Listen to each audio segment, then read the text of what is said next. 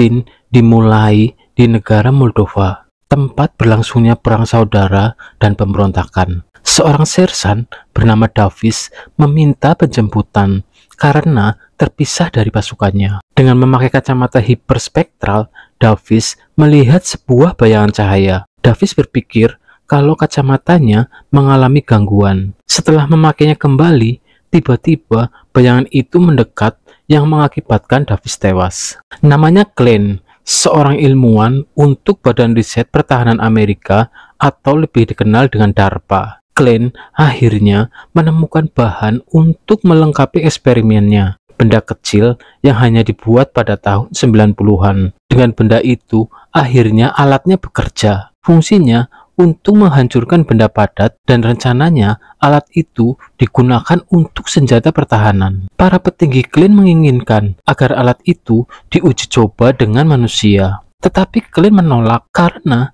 kesepakatannya senjata itu hanya untuk pertahanan. Dr. Mindala menginformasikan kalau Jenderal Orlan meminta Glenn untuk pergi ke Moldova karena kacamata hiperspektral buatan Glenn menangkap sesuatu yang tidak wajar. Akhirnya, Glenn terbang ke Moldova. Di Moldova, Glenn dibawa oleh Jenderal Orlan ke tempat penyimpanan berkas milik pasukan Delta. Orlan meminta penjelasan cepat untuk penangkapan bayangan cahaya dari kacamata hiperspektral.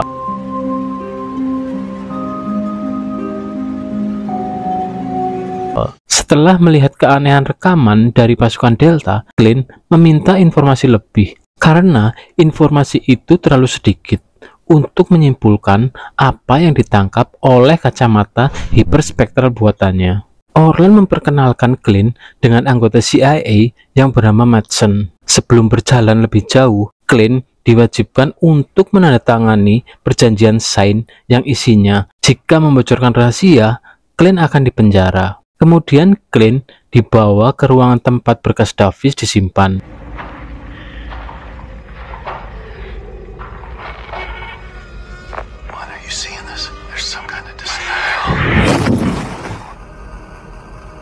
Orlan mengatakan kalau Davis orang yang paling dekat mengambil bayangan cahaya itu. Sedangkan Mason menjelaskan kalau dalam beberapa hari ini menemukan korban terbunuh dengan cara yang sama. Hasil otopsi menentang semua penjelasan. Organ dalam mereka membeku, kulit mereka terbakar dan berkarat. Para penduduk mengatakan kalau itu adalah hantu perang. Tapi itu hanya tahayul.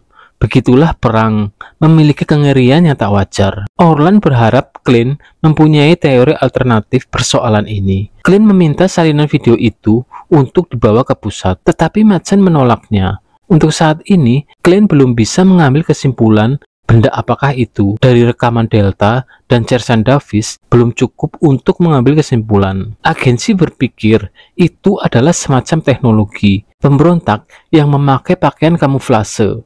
Tetapi Glenn menolak teori itu karena DARPA yang merupakan rantai tertinggi dalam teknologi belum mampu menciptakan kamuflase aktif. Glenn menambahkan, karena kurangnya data sehingga tidak bisa menyimpulkan teori apapun dan Glenn menginginkan gambar yang lebih baik lagi. Kebetulan Glenn membawa kamera hiperspektral dari DARPA. Kamera ini lebih kuat dari kacamata yang dipakai Delta. Dapat melihat ke dalam spektrum cahaya. Terlihat atau tidak terlihat, kamera ini bisa menangkapnya. Jenderal Orlan mengusulkan agar dipasang di kendaraan Delta. Saat Glenn sedang memasang kamera, sepertinya Tol tidak menyukainya karena sebelumnya terpasang kaliber 50 untuk perlindungan. Kolonel Barrera tiba dan menjelaskan kalau Glenn adalah orang yang memodifikasi kendaraan Delta.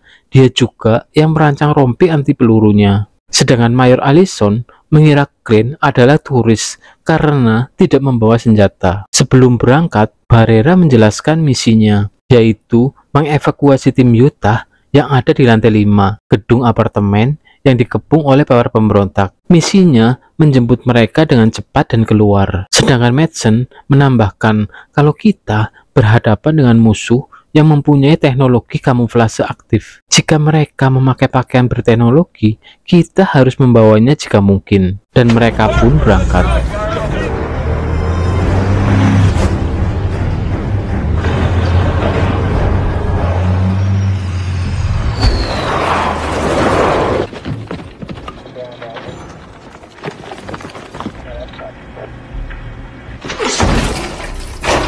Di sana, tim Delta menemukan mayat pemberontak dan tim Utah, tetapi tidak ada luka sedikit pun. Sedangkan Allison bergerak ke lantai 3. Clint melihat ada pergerakan di belakang mereka, di bawah bak mandi. Setelah Toll membukanya, ternyata itu adalah Letnan Comstock dari tim Utah. Dia terlihat sangat ketakutan. Allison menanyakan di mana pasukannya. Comstock menjelaskan kalau pasukannya telah mati. Ada bayangan seperti cahaya membunuh pasukannya. Comstock selamat karena terlindungi oleh bak mandi. Di layar, Clint melihat pergerakan. Mac mengira ada kerusakan di dalam kacamatanya. Barrera yang melihat itu memerintahkan Mac untuk menembak. Ternyata tembakannya menembus bayangan cahaya itu. Dan seketika itu, Mac tewas karena disentuh bayangan cahaya itu. Barrera yang melihat itu memerintahkan pasukannya untuk menuju ke sana. Tapi satu persatu pasukannya dengan mudah dilumpuhkan oleh bayangan itu.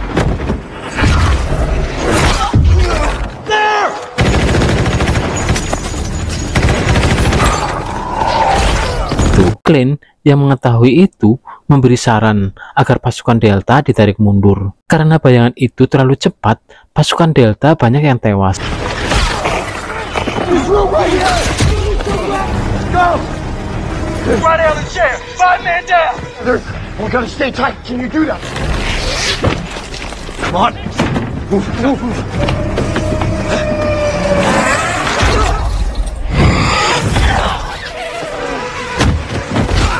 Dengan kamera hiperspektral, Clint dapat menangkap bayangan itu dengan jelas, tetapi Barrera tewas di tempat.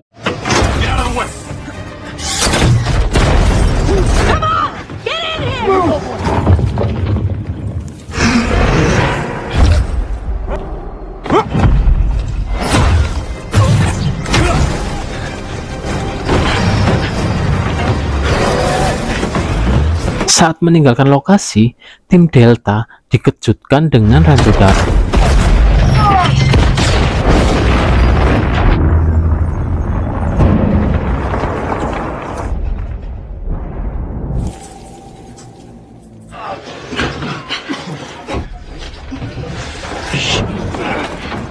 Karena kendaraan mereka rusak, sehingga dengan terpaksa mereka berjalan kaki mencari tempat perlindungan. Akhirnya sampai di sebuah gedung tua. Allison memerintahkan untuk meminta penjemputan, tetapi pusat tidak bisa merespon. Toll mengatakan kalau itu bukan kamuflase karena bisa menembus dinding. Sedangkan Yas mengatakan kalau Nick telah menembaknya lebih dari 150 kali. Clint hanya melihat itu seperti manusia karena dia sempat melihat Clint.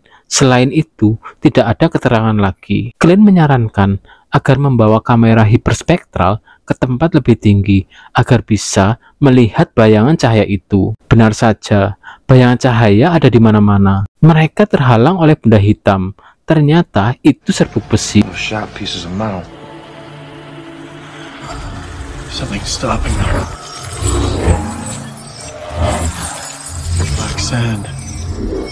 Karena di sekitar gedung ada serbuk besi, Allison menduga ada orang lain di gedung itu. Mereka pun melakukan penyisiran.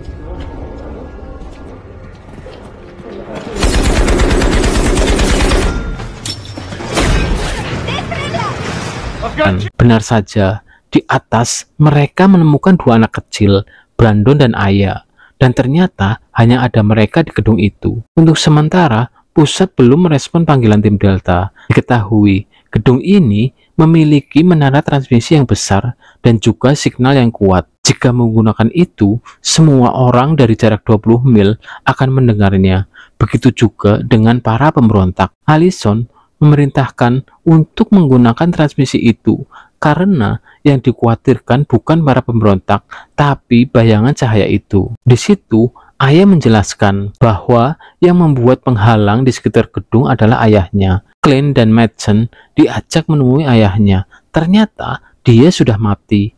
Tetapi Brandon mengira kalau ayahnya sedang mencari bantuan. Clint menemukan kertas bertuliskan Mazharov. Tempat itu diyakini Awal mula, bayangan cahaya membunuh manusia, dan ayahnya bekerja sebagai pembuat kontainer dari keramik di Masarov. Dengan memakai menara transmisi, akhirnya Jenderal Orlan mengkonfirmasi kalau penjemputan setelah 50 menit di alun-alun. Klein yang melihat banyaknya serbuk besi di sekitar mereka menyarankan membuat senjata dengan itu. Akhirnya, tim Delta mengumpulkan senjata dan bom untuk dimodifikasi dengan serbuk besi. Let's collect the grenades.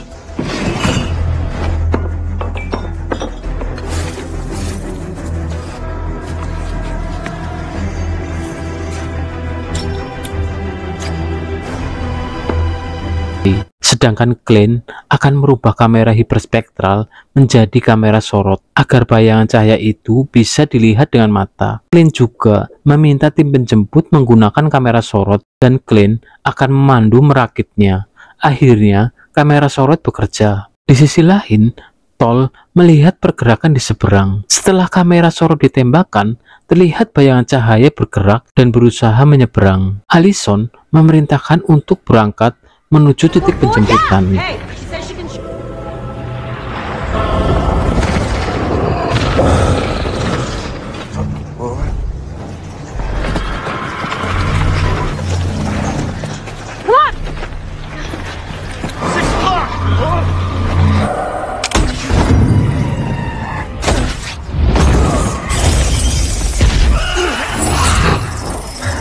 I think it's working!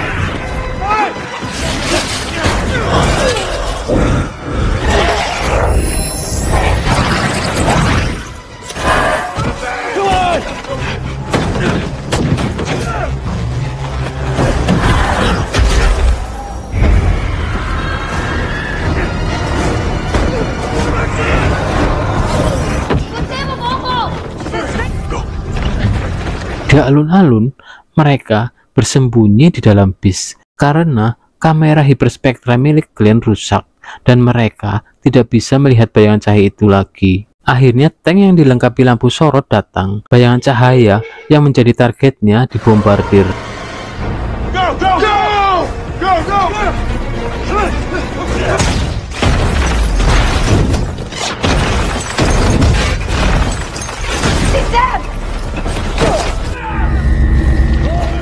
Hey! Hey!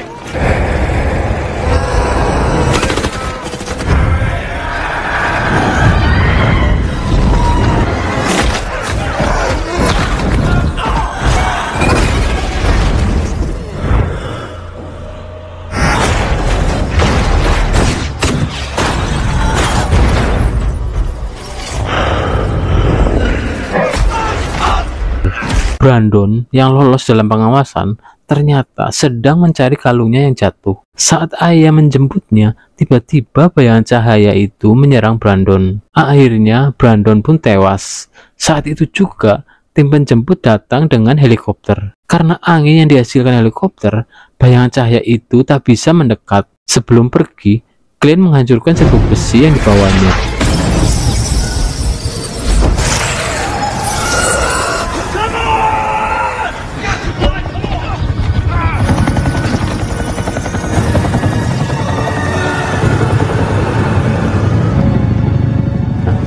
Perjalanan terlihat bayangan cahaya telah menyebar dengan cepat, sedangkan Jenderal Orlan memerintahkan agar pergi ke bunker pengungsian karena markas telah hancur. Setelah sampai bunker pengungsian, Allison memerintahkan Talbot mencari makanan dan air, sedangkan Tol ditugaskan mencari alat komunikasi. Ayah yang terluka dibawa oleh Glenn dan Matson untuk dirawat karena terkena serpihan meriam. Tiba-tiba pintu bunker digedor.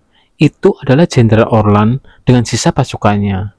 Jenderal Orlan menjelaskan markas diserang seperti gelombang. Karena tak terlihat, orang-orang mulai berjatuhan. Yang semula 240, kini tinggal 19.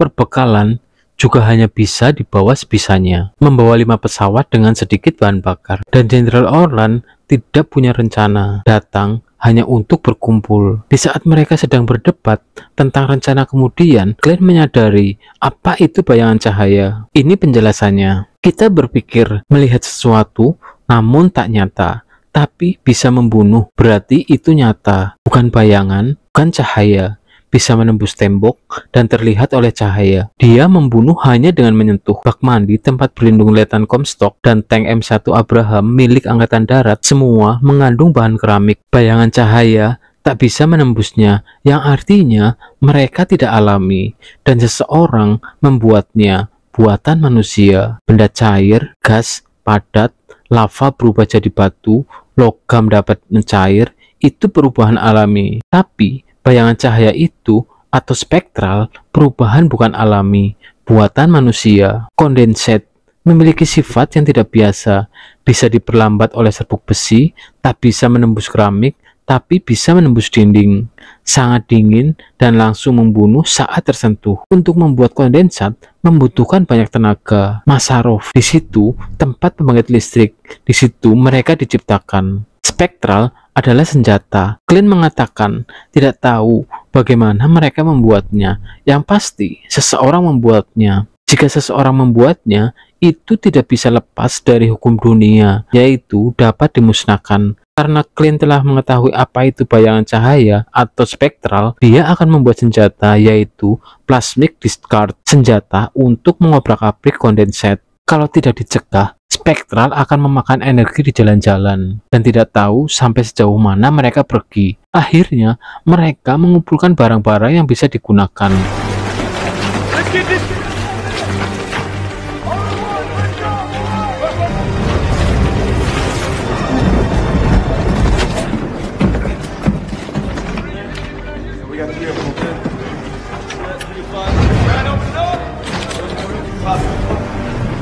Klein's making a few changes. They're taking down it.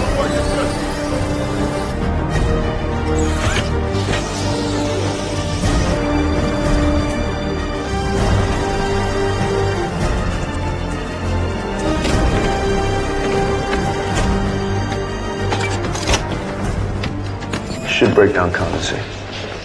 Jarak antara bunker dan Masarov hanya 10 km. Jenderal Orlan memerintahkan Klein dan Madsen untuk masuk ke dalam mencari tahu cara menghentikan spektral, sedangkan Allison bergerak ke anjungan untuk memancing spektral. Hari berikutnya, mereka berangkat menuju Masarov.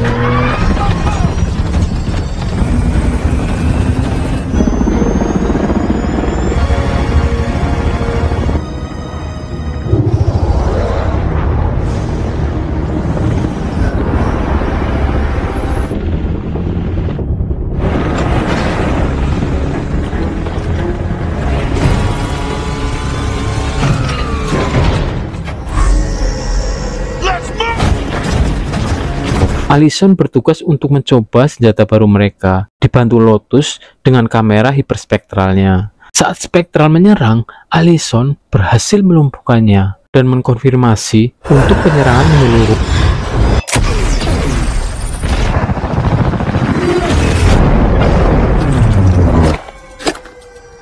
What we got?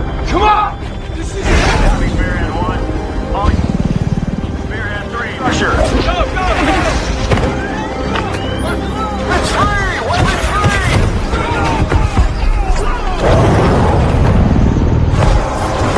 Somebody get up! Keep formation!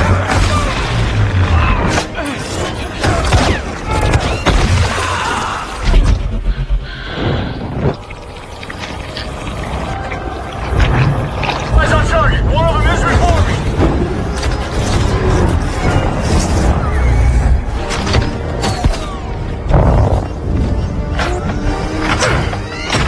Klein dan Madsen berhasil masuk ke dalam. Saat akan masuk lebih jauh, mereka dihadang oleh spektral.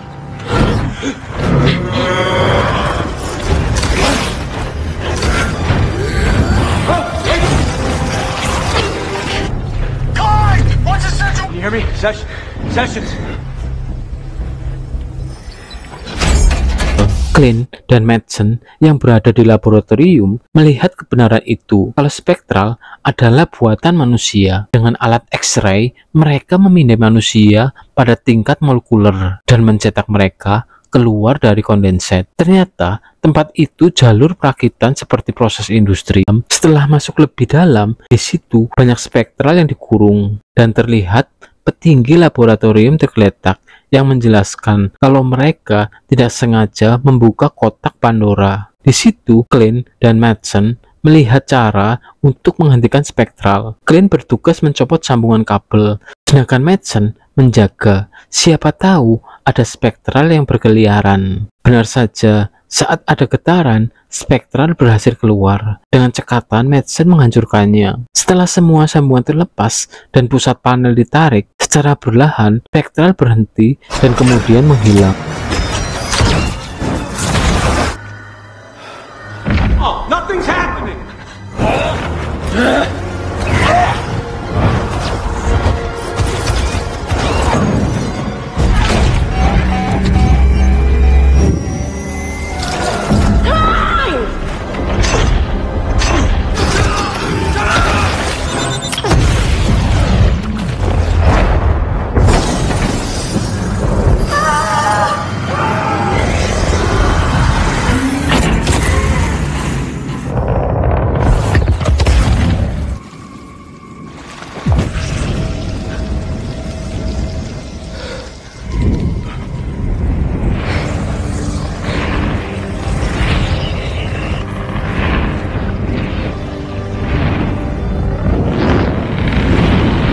Clint dan Madsen yang mendengar suara pemindai menuju ke sana. Di situ, ternyata banyak manusia yang sedang dipindai. Saat Clint akan mematikan sistemnya, dicegah oleh Madsen.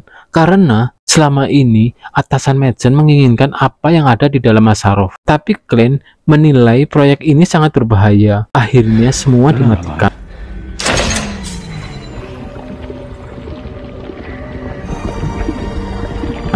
Selang beberapa hari, tim survei baru berdatangan. Mereka akan menyusuri Mazarov berbagian secara terpisah untuk mencoba mengembalikan cara kerja Spectral dan kemungkinan akhirnya akan berebut hak kepemilikan. Allison dan Toll juga bertugas kembali, sedangkan Clint kembali ke Virginia. Film pun selesai. Terima kasih Mas Bro, Mbak Bro yang telah berkunjung ke channel ini. Jangan lupa like dan subscribe. Sampai jumpa di alur film selanjutnya. Terima kasih.